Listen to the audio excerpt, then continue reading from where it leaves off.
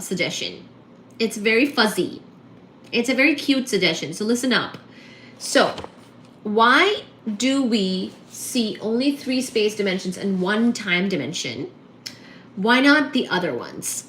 The suggestion is that the other dimensions are curved up into a space of a very small size, something like a millionth of an inch. So very tiny indeed. This is so small that we just don't notice it.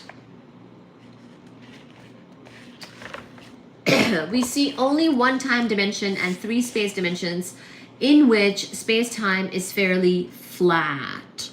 Yes, close your eyes, Clint, and just listen.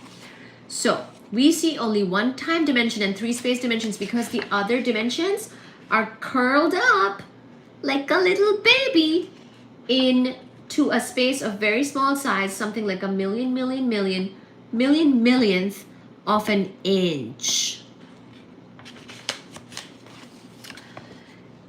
It is like the surface of a straw. If you look at it closely, you see it is 2-dimensional, a straw. The position of a point on the straw is described by 2 numbers: the length along the straw and the distance around the circular direction. But if you look at it from a distance, you don't see the thickness of the straw, and it looks 1-dimensional, right? You'd have to go really close to the straw in order to really see its circumference. If you go far away, you would just think it's 1-dimensional. So it is with space-time. So it is with space-time. So similar thing happens with space-time. On a very small scale, it is 10-dimensional and highly curved. But on bigger scales, you don't see the curvature or the extra dimensions. So maybe we do live on a bigger scale than that particular dimension.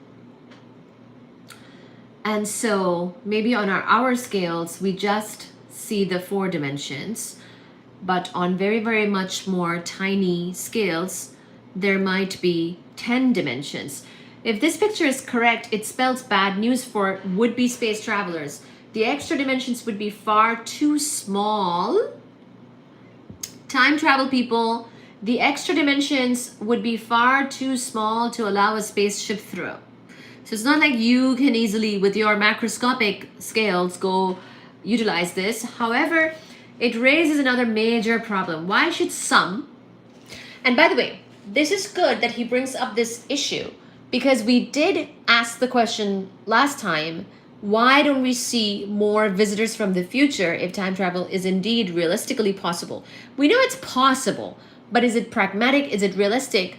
Partly it could be string theory giving us the answer, well, that even if you did it, the scales involved are so small, it doesn't really help macroscopic objects to do time travel like us, like aliens or human beings that are sort of, or aliens, well, human beings are all our scale, but aliens might also be our scale, who knows? Or maybe aliens can actually access the 10 dimensions because maybe they're very tiny.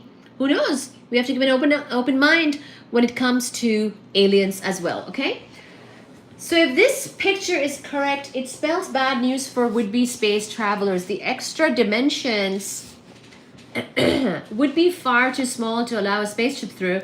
However, that's the thing. Like, we are thinking about spaceships and our sizes, like classical sizes, but for all we know, things are happening at a much smaller scale, and it would not be a spaceship that's going to be visiting us from the future, right? It could be something very different.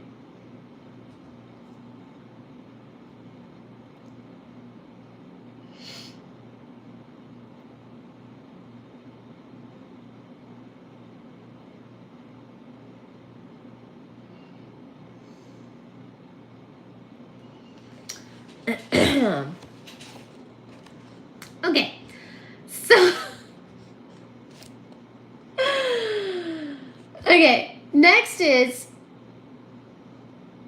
it raised another major problem. There's another major problem. By the way, everybody, welcome to the chat. Welcome to this live, and can you please like the live, and can we get 20 likes? Welcome, welcome, welcome. Can we get